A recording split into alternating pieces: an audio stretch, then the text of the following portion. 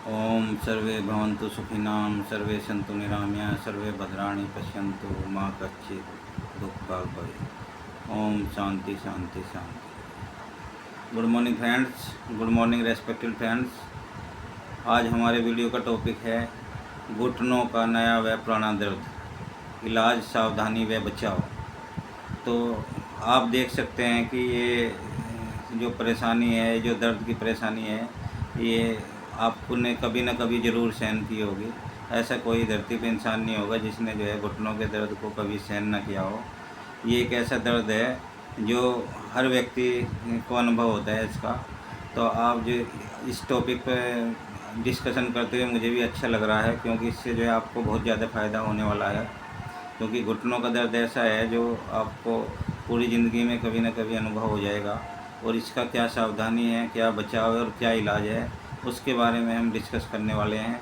और इसमें आपको एक अच्छी बात है कि आप मतलब एक पेशेंट से बात करेंगे। एक पेशेंट आपको राय देगा कि जो है ना आपको क्या बचाव करना है, क्या सावधानी करनी है और क्या इलाज आपको करवाना है या करना है। तो मैं आपको ये बताना चाहूँगा कि जब मैं 17 साल का था, क्रिकेट में खेलता था, बॉलिंग करता था। तो 1 घंटा अगर हमने क्रिकेट खेला, बॉलिंग की 5-4 ओवर, तो मुझे थकान होती थी। तो मुझे लगता था भाई ये कोई मेरे शरीर में ही तो डिफेक्ट नहीं है जो थकान हो रही है। तो मैं घर जाके भोजन करता था, उसके बाद रात को दूध पीता था, तो सुबह वो थकान गायब हो जाती थी। तो अगले दिन फिर उस एनर्जी के साथ शाम को फिर हम जो क्रिकेट खेलते थे। तो इस तरह से जो ये दर्द होता है, थकान का दर्द है, वो एक नया दर्द है और वो एक नॉर्मल चीज़ है। अगर वो ऐसा हो रहा है तो ये एक नॉर्मल प्रक्रिया है, इसमें कोई दिक्कत नहीं है। लेकिन ऐसा है कि आप बगैर थकान के ही अगर आपको दर्द हो रहा है, बगैर आउटडोर गेम खेले आपको दर्द हो रहा है घुटने में, तो ये सोचने वाली बात है कि कहीं आपको कोई चोट तो नहीं लगी है घुटने में, या जो है आपके घुटनों में कोई ऐसी परेशानी तो नहीं हो गई जो आपको दर्द का कारण बनी हुई है। तो यहाँ मैं आपको बताना चाहूँगा कि एक बार मैं जुलाई 97 में बजाज चेतक स्कूटर ले जा रहा था। नया स्कूटर था, खाली रोड थी, मैं चलाए जा रहा था। किसी ने दूर से हॉर्न लगाया तो मैंने ध्यान कहीं और था मेरा, तो मैंने ब्रेक लगा दिया। अगला ब्रेक बहुत तेज़ था, वो गाड़ी रुक गई। आगे से जो है अगला पहिया रुक गया, तो उससे पिछले पहिया घूम गया। तो जैसे ही मैंने स्कूटर संभालने की कोशिश करी तो मेरा पाँव बाईं तरफ से रोड पर टिका, और जो टिकने से जो है ना मेरे एकदम क्लिक की आवाज़ हुई घुटने में। तो उससे जो है मेरा बाद में मैंने जो देखा, जब तो मैं घर चला गया, राइस का प्रयोग किया। राइस का मतलब रेस्ट लिया, आइस लगाई और वो आपका कंप्रेशन किया। थोड़ा सा जो है उस पर पट्टी, गर्म पट्टी बांधी, आयोडेक्स या आप जो भी आपके पास बोलनी है वो लगाया। और उसके बाद जो है उसे इलोंगेशन थोड़ा ऊंचा रखा, तो ये 2-3 दिन में ठीक हो गया। लेकिन मैं 2-3 दिन बाद जब बॉलिंग करने के लिए उतरा, तो मैंने जैसे बॉलिंग के लिए पाँव आगे बढ़ाया बाएं वाला, तो मैं वो इनस्टेबिलिटी हुई एकदम से, और वो मैं उसी के बल गिर गया। जो है मुझे पता भी नहीं लगा कब मैं धरती पे गिर गया। तो इससे पता मुझे महसूस हुआ कि भाई इस घुटने में कुछ ज़्यादा गड़बड़ है, इसमें इनस्टेबिलिटी है।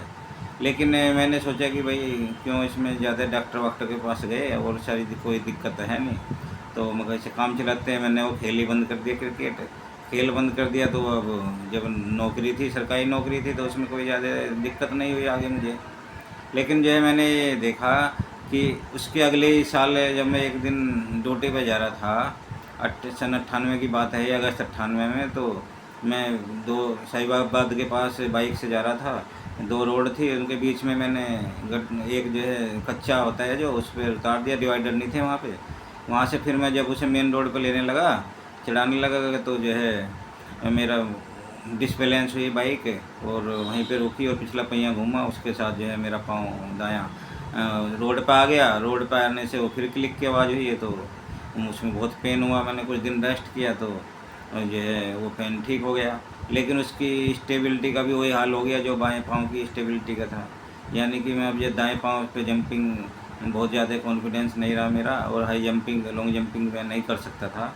तो इस तरह से मैंने जो है फिर दोनों पाँव की एमआरआई कराई। तो उसमें डॉक्टर ने बताया भाई ऐसा है, क्योंकि आपकी सरकारी नौकरी है और आपको वैसे तो कोई खेल कैरियर पे तो आपका कोई प्रभाव आ नहीं रहा है, क्योंकि आपको ये इंस्टेबिलिटी है थोड़ी बहुत। ये आप अगर आप अपनी एक्टिविटी मॉडिफिकेशन कर लेंगे, एक्टिविटी सुधार लेंगे, कुछ खेल बंद कर देंगे, क्रिकेट और जो हाई जंपिंग लॉन्ग जंपिंग बंद करेंगे, तो आपका काम चलता रहेगा। आप क्यों इसके सर्जरी के चक्कर में पड़ते हैं। अब जो है ये मैंने उनकी बात मान ली, और बात मानने से जो है मैंने कोई सी भी घुटने की सर्जरी नहीं कराई, और ये मेरा चलता रहा।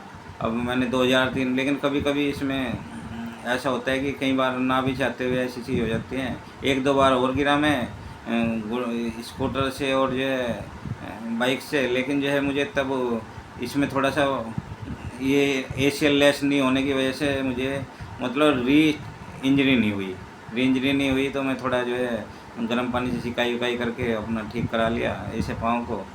तो इसमें मैं आपको यहाँ भी बताना चाहूँगा कि जो घुटनों की पुरानी चोट होती है उसमें आप गर्म पानी से अगर सिकाई करेंगे नमक के पानी से, तो उससे फ़ायदा होता है। और सर्दियों में खासकर प्रतिदिन सिकाई करेंगे तो उससे फ़ायदा होता है। क्योंकि मैं भुक्तभोगी हूँ, तो इसलिए मैं आपको एक अच्छी राय दे पा रहा हूँ इसमें। और जो नई चोट है उसमें आपको जो राइस है वही इस्तेमाल करना है। रेस्ट आइस का इस्तेमाल करें, और कंप्रेशन का और इलोंगेशन का मतलब जो है अपने पाँव की ऊंचाई लेट जाएं सीधा, और पाँव की ऊंचाई जो आपकी छाती की ऊंचाई से ऊंचा रखें, पाँव के एडी के नीचे 5-6 तक ही रख दें। तो इलोंगेशन से आपको नई चोट पर हमेशा फ़ायदा होगा। और जो है इलोंगेशन से आपको हाई बीपी में भी फ़ायदा होता है। अगर इसी तरह से जैसे मैंने बताया लेट के आप पाँव को अपनी छाती से उठा लेंगे, तो हार्ट को जो है ज़्यादा खून पंप नहीं करना पड़ेगा। तो आपको जो है जो हार्ट में अगर कई बार हार्ट अटैक की संभावना होती है, तो उस टाइम पे ये प्रक्रिया अपनाएंगे तो आपको राहत मिलेगी काफ़ी। या जो है किसी का हाई बीपी है, उसका बीपी लो होना शुरू हो जाएगा, नॉर्मल होना शुरू हो जाएगा, तो उसमें आप ये इलोंगेशन की प्रक्रिया यूज कर सकते हैं। ये एक लो ऑफ ग्रेविटी है, इसमें कोई रॉकेट साइंस नहीं है, ये अब जनरल चीज़ है। तो मैं यहाँ पे बताना चाह रहा था कि अब ये जो मेरा दोनों घुटनों में इंजरी हुई, इसकी वजह से मैं हाई जंपिंग लॉन्ग जंपिंग नहीं कर रहा हूँ, क्रिकेट भी नहीं खेल रहा हूँ, सॉकर भी नहीं खेल रहा हूँ, लेकिन मुझे चलने में और बाहर जाने में कोई दिक्कत नहीं है। मैं कहीं वैष्णो देवी की इन घुटनों के एशियल सर्जरी के बाद ये 3 बार वैष्णो देवी की चढ़ाई करा आया हूँ। और जो है उसके बाद भी मैं कई बार ये मथुरा वृंदावन भी जाता रहता हूँ, तो वहाँ भी पैदल लंबी सवारी मतलब कर लेता हूँ, मैं पैदल चल लेता हूँ। जबकि मेरी वाइफ के दोनों एशियल ठीक है, MRI माए हैं, लेकिन उन्हें चलने में बड़ी दिक्कत होती है।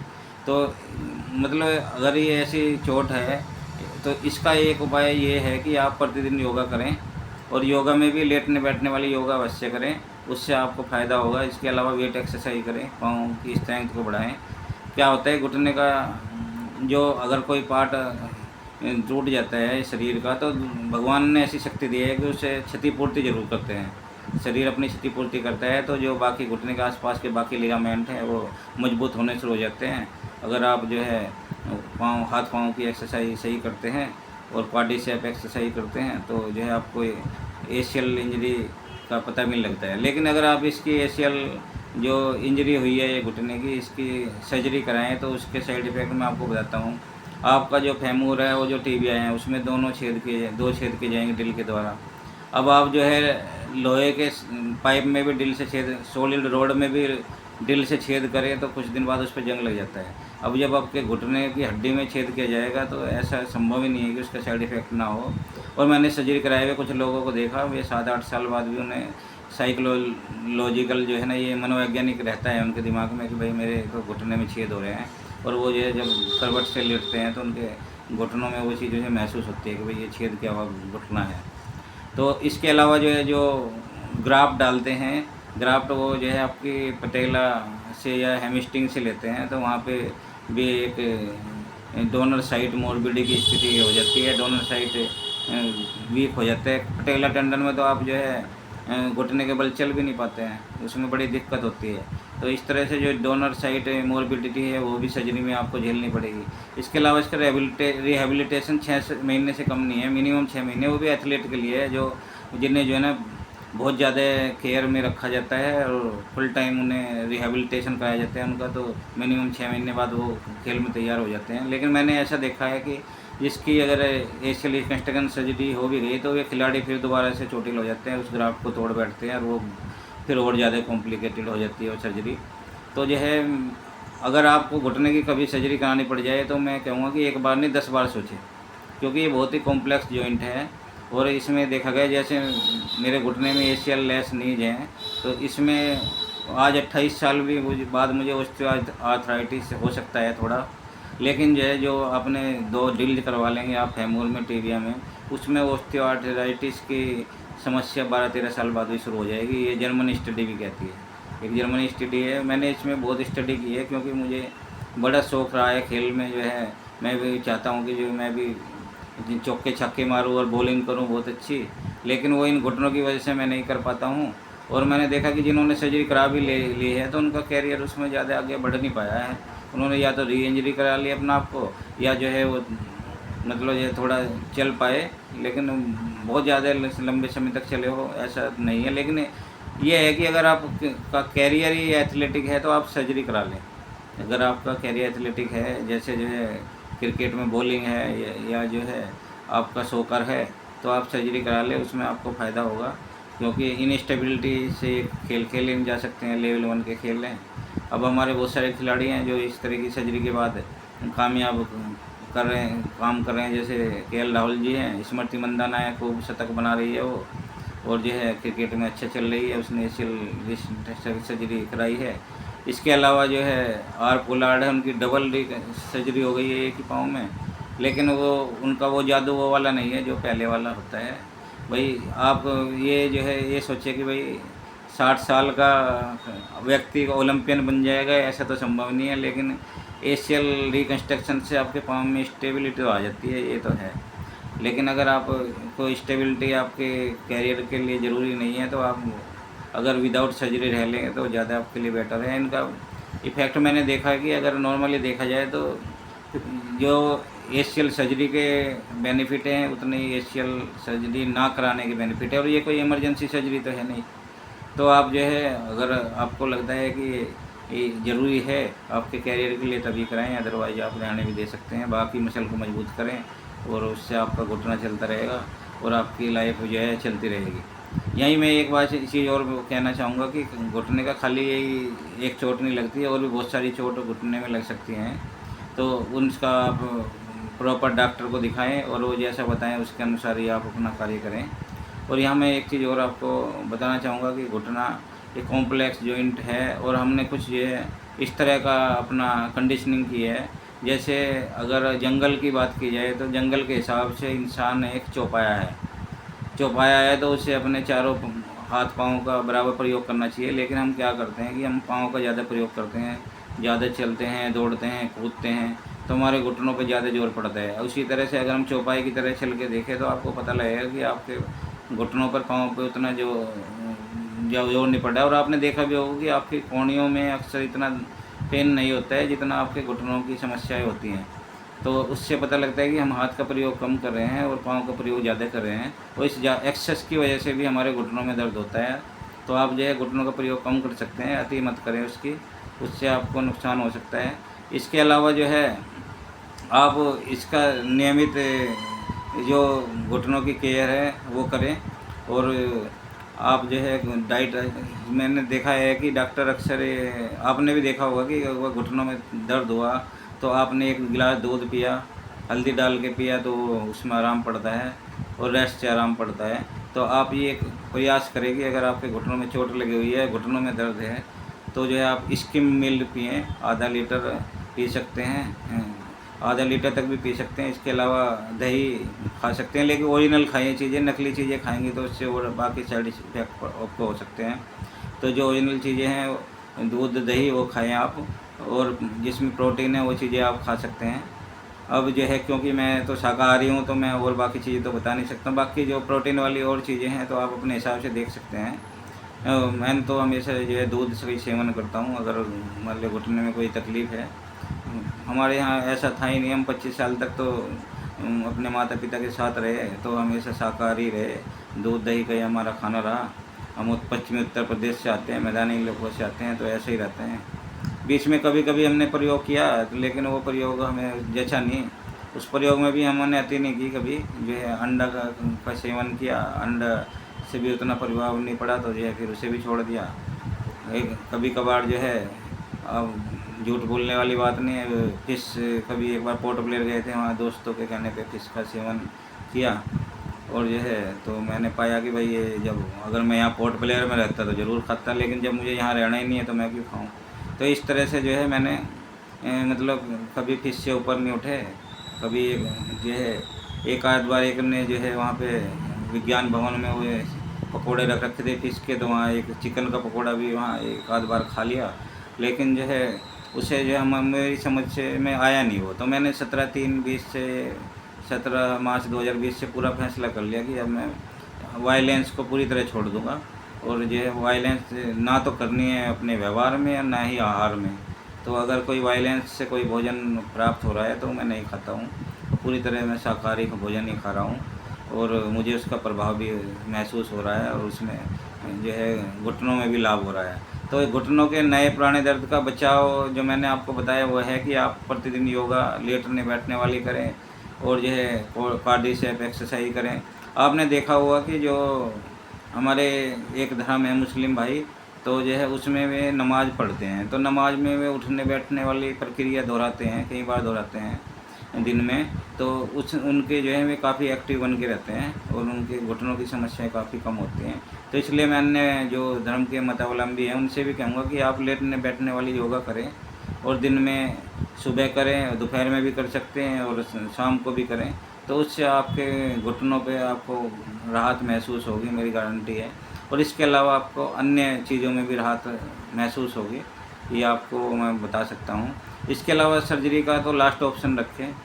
चोट तो आपके अगर कोई लगी है तो इससे अपना आपको जो है डिप्रेशन में मत लाएं। आप ये देखें कि भाई मतलब अगर लग गई तो लग गई, ईश्वर की ऐसी मर्जी थी, ईश्वर तो आप जो है एडजस्ट करके चलें, केयर करें, कभी भी किसी पे हंसे नहीं। अगर कोई जो है आपको दिखता है कि ये बंदा थोड़ा सा वीक है तो कभी हंसना नहीं है। वो इसमें जो है मैं बार बार दोहराता रहता हूँ अपने वीडियोज़ में कि कबीरा गर्व न कीजिए, कभी न हंसिए कोई, या जो नाव समुद्र में ना जाने क्या हो। तो मतलब इंसान को कभी भी गर्व नहीं करना चाहिए, और कभी किसी पर हंसना नहीं चाहिए। और हमारा जीवन भी कोई पता थोड़ा है कि जो है कब हम जो जिन पर हंस रहे हैं उनके जैसे बन जाए, या उनसे भी मतलब ख़राब बन जाए। ये किसी के भविष्य का कुछ पता नहीं रहा है। एक वो कहावत भी है हमारे शास्त्रों में लिखा हुआ है, पुरुष भाग्यम देवा न जानती, स्त्री भाग्यम में पुरुष भाग्यम देवा न जानती। तो स्त्री के भाग्य और पुरुष के भाग्य को तो देवता भी नहीं जानते हैं कि को क्या स्थिति बन जाए। तो आपको हर तरह से तैयार रहना है, कभी किसी पे हंसना नहीं है। आप अच्छे हैं, अच्छी बात है, आप दूसरों को भी अच्छा माने, ठीक है। और जो आपको लगता है कि बीमार हैं तो उनके पास सहानुभूति रखें। अगर आपकी उनसे मदद हो सकती है तो अच्छी बात है, बल्कि अगर मदद नहीं हो सकती है तो कम से कम उन्हें जो है हताश महसूस न कराएं, उन्हें जो है कमी वाला महसूस न कराएं। इसलिए हमारी जो ये सरकार है उसने जो पहले विकलांग कहते थे लोगों को, तो उन्होंने इसे विकलांग की जगह दिव्यांग कहा। तो अब जो है जो चीज़ें बेनिफिट मिलते हैं तो वो दिव्यांग बेनिफिट कहलाए जाते हैं। जो सरकारी नौकरियों में मिलते हैं, सरकारी स्कीम्स में मिलते हैं, वो दिव्यांग बेनिफिट का किए जा सकते हैं, कहे जाते हैं। तो मैंने आज आपको कोशिश की है समझाने की कि जो घुटनों का जो नया पुराना दर्द है वो कैसे ठीक किया जा सकता है, और घुटनों में आगे कोई इंजरी ना हो या आगे घुटनों को नुकसान ना हो, उसका क्या बचाव हो सकता है। उसका बचाव यही है कि आप 40+ अगर एज के हैं तो आप हाई जंपिंग ना करें, लॉन्ग जंपिंग ना करें, और जो है क्रिकेट में बॉलिंग ना करें, और ट्विस्टिंग मोशन वाले खेल जैसे फुटबॉल आदि ना खेलें, क्योंकि इससे जो है आपके घुटनों पे प्रेशर पड़ेगा और घुटनों को इंजरी होने की संभावना है। वैसे तो जो है कुछ चीज़ें ऐसी हैं, अगर आपका घुटने बिल्कुल नॉर्मल हैं, कोई इंजरी नहीं हुई है। अभी आपने देखा होगा कि पंजाब के फौजा सिंह जी हैं, वो 114 साल तक जिए, उन्होंने 100 साल में मैराथन भी जीती है। तो उनका ये कहना था कि मैं हमेशा पंजाब की एक पिन्नी मिठाई होती है वो खाता हूँ। अब पिन्नी मिठाई में क्या होता है कि वो ड्राई फ्रूट्स होते हैं, उसमें देसी घी होता है, गेहूँ का आटा होता है, तो उसका सेवन करें आप ये कर सकते हैं। अब लोग डॉक्टर आपको कहेंगे जी ये घी खाएंगे कोलेस्ट्रॉल बढ़ जाएगा, वो बढ़ जाएगा, लेकिन अगर आप एक्टिव हैं तो आप इन चीज़ों का प्रयोग कर सकते हैं। आप ड्राई फ्रूट्स ले सकते हैं और घी भी खा सकते हैं, और इस तरह से आप अपने घुटनों अगर आप घुटनों के बचाव की कोशिश करेंगे तो मैं गारंटी दे रहा हूँ आपको, बाकी जो आपके अंग हैं शरीर के वो भी मजबूत होते चले जाएंगे और उन्हें भी लाभ मिलेगा, ये मेरी गारंटी है। तो इसलिए आप शुरुआत घुटनों की करें, घुटनों की केयर करें, लेकिन आपके पूरे शरीर की केयर हो जाएगी। अगर आप लेटने बैठने वाली योगा सुबह कर रहे हैं, दोपहर कर रहे हैं, शाम को भी कुछ कर रहे हैं, तो आपको ज़रूर फ़ायदा होगा। और इसी के साथ मैं अपनी वीडियो का अंत कर रहा हूँ। और मैं जिन भाइयों ने मेरे चैनल को अभी सब्सक्राइब नहीं किया है, वो भाई बहन सभी चैनल को सब्सक्राइब कर लें। और इसी तरह की अच्छी अच्छी वीडियो मैं प्रतिदिन अपलोड करता हूँ, जिसे सुनकर आप 100% लाभान्वित होंगे, ऐसी मेरा उम्मीद है। और आप जो है मुझे सपोर्ट करें और मेरे चैनल को सब्सक्राइब करें। और ये लिंक जो है मेरे चैनल का अपने साथियों को भी भेजें, जैसे वो भी इसे सब्सक्राइब करके लाभ कमाएं। मेरा मकसद यहाँ पे, क्योंकि मेरी 50+ एज हो गई है, तो मेरा मकसद अब परहित ज़्यादा है और राष्ट्रहित ज़्यादा है, समाज हित ज़्यादा है, सवित न्यूनतम है। तो इसलिए मैं प्रतिदिन वीडियो डालता हूँ, जनहित में ये वीडियो में डाल रहा हूँ। मेरा इसमें बाकी कोई स्वार्थ नहीं है। ईश्वर की कृपा से मुझे जो आप लोगों को सुविधाएं मिल रही हैं, मुझे मिल रही हैं, तो जो है आप मुझे बाकी कुछ नहीं चाहिए। तो वो कहते हैं ना कि बिन मांगे मोती मिले, मांगे मिले ना भीख, है ना। तो उसी में दृष्टिकोण का व्यक्ति हूँ। तो इसी के साथ जो है मैं आपसे विदा लेना चाहूँगा। धन्यवाद, शुक्रिया, गुड मॉर्निंग।